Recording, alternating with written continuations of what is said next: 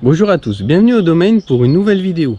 Aujourd'hui, ça va être une vidéo un petit peu spéciale puisqu'on va pas parler de vignes, mais on va parler d'abeilles.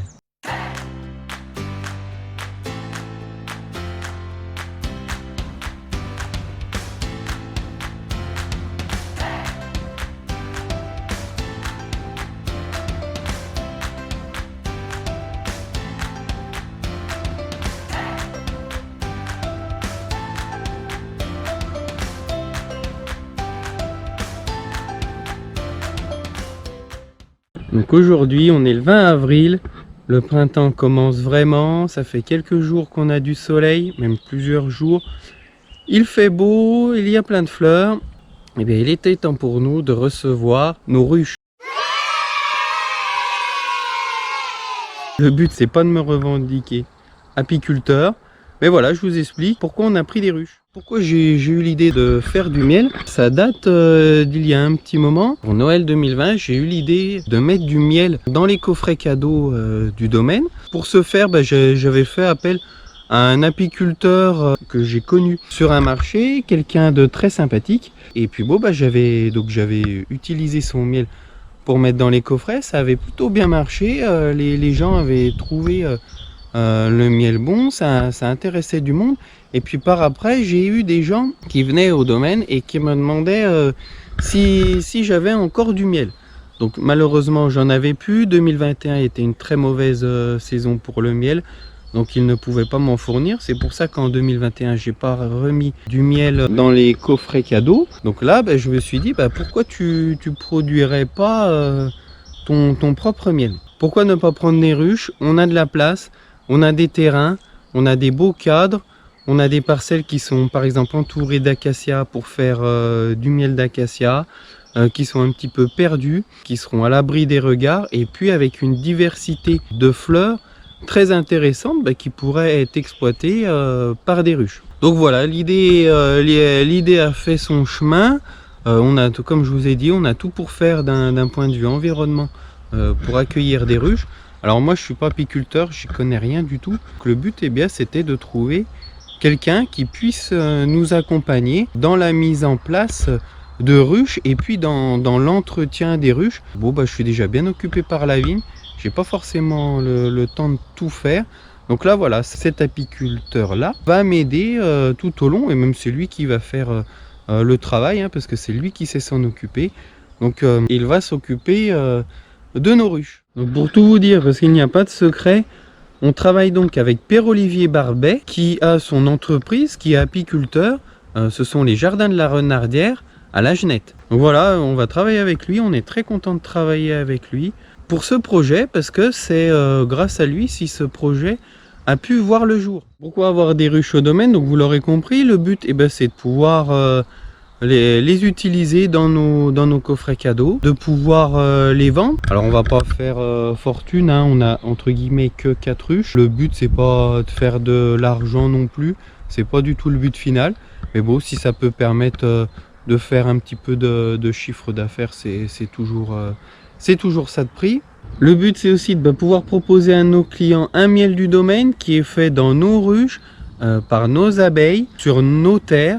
Bon, même si je suis conscient que elles vont aller butiner largement en dehors du cadre de nos terres, mais disons que voilà, elles sont posées sur nos terres. Donc voilà, je trouve ça intéressant de pouvoir vendre notre propre miel, même si effectivement c'est l'apiculteur avec qui on travaille qui va se charger de toutes les étapes de production. En plus de ça, j'aime bien, j'ai tout le temps la tête qui foisonne d'idées. Et bien voilà, c'est une idée parmi tant d'autres que j'ai pu mettre en application. Donc avoir des ruches, je suis très content.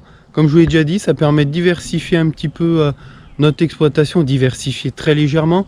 Mais d'un point de vue travail, voilà, je vais quand même avoir à aller surveiller. Donc voilà, c'est quelque chose de différent. Je vais en apprendre, j'aime bien en apprendre tous les jours. Voilà, c'est le petit côté loisir du travail, je dirais. Pour moi, c'est vraiment l'aspect loisir. Voilà, je dirais c'est récréatif, ça fait un petit truc supplémentaire, c'est intéressant. Et puis la dernière chose qui m'a fait prendre des ruches, c'est qu'on parle beaucoup d'environnement.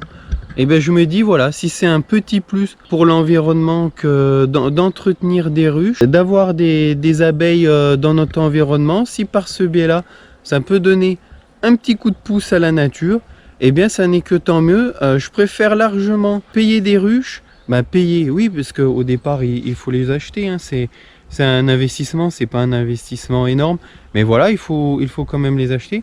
Mais disons, je préfère mettre de l'argent dans des ruches, ça nous fait aussi un petit biais de communication sur l'environnement, sur la place de la viticulture de l'environnement. Je pense que c'est d'un point de vue communication. Alors attention, hein, on va pas faire que ça, de communiquer sur nos ruches. Voilà, comme je vous ai dit, j'ai pas de bonne conscience à m'acheter, donc il n'y a pas de souci là-dessus. Mais voilà, si ça peut permettre de montrer aux gens que les viticulteurs, voilà, on peut aussi faire un petit geste pour l'environnement. Eh bien, ça n'est qu'un plus. Et puis, je préfère largement financer des ruches, l'entretien de ruches, y passer du temps, plutôt que de financer des labels de viticulture durable, de labels bio, de toutes ces choses. Voilà, moi, je préfère mettre de l'argent dans du concret, faire un geste direct pour l'environnement, plutôt que de me taper tout un tas de paperasse à remplir pour des cahiers des charges qui sont pour moi très administratifs et qui au final, je ne sais pas si au final ça aboutit réellement à un gain pour l'environnement. Et bien là, c'est peut-être tout bête, ce n'est que quelques ruches. Voilà, il y en a 4, c'est pas un rucher complet énorme. Mais voilà, si ça peut être un petit geste concret pour l'environnement, plutôt que de payer des bureaux d'études pour me donner un label, eh bien je préfère largement ça. Donc n'hésitez pas à me mettre en commentaire si vous trouvez que c'est une bonne idée qu'on ait accueilli des ruches.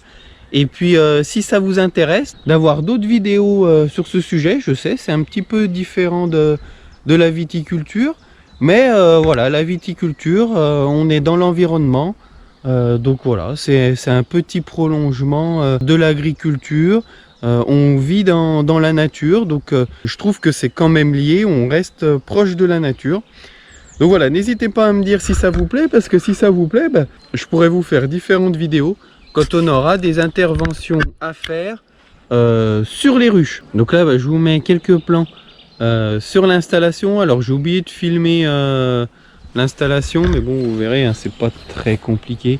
Il suffit juste, il faut le savoir, c'est d'où l'idée que ça a été fait par un apiculteur, et de trouver le bon emplacement. L'exposition, bien entendu, je vous dis pas où c'est, je ne ferai pas de plan large pour éviter qu'on vienne nous les voler dans la mesure du possible. Donc voilà, installé, hein, c'est pas très compliqué, on a installé ça sur des agglos, voilà, avec une exposition qu'elle voie le maximum de soleil. Et puis là par contre, je vous ai filmé la mise en place de la première réhausse.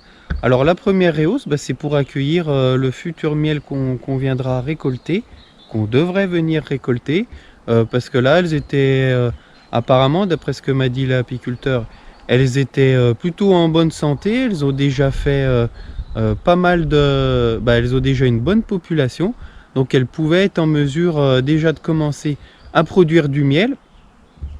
Elles en ont déjà produit dans le bas de la ruche. Mais voilà, donc la réhausse, elle est là pour accueillir le futur miel qu'on viendra récolter. Donc c'est ce qu'on a fait ce matin en les mettant en place.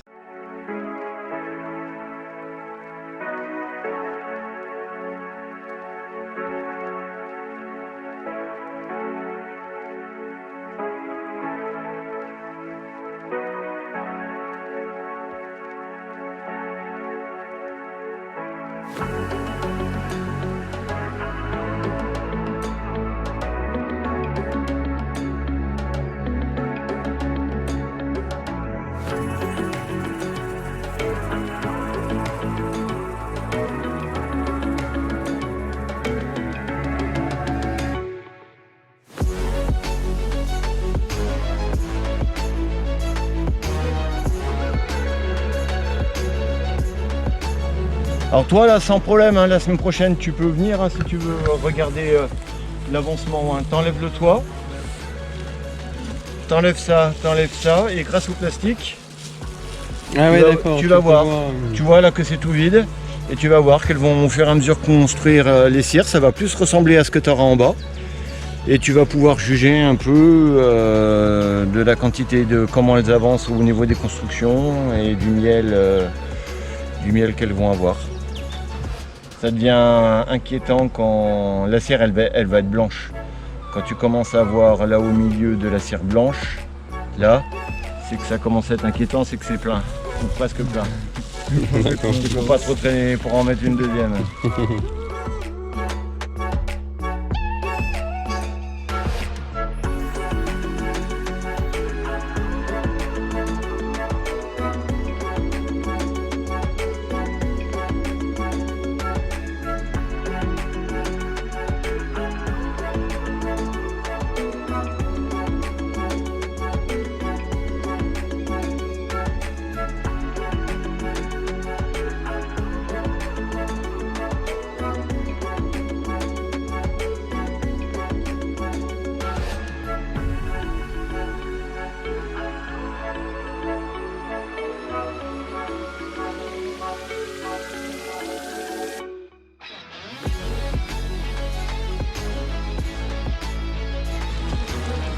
Bon les filles, vous avez de l'aubépine déjà au-dessus de la gueule.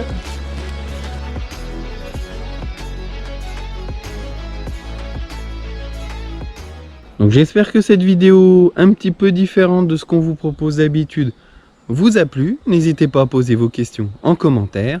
À la prochaine au domaine.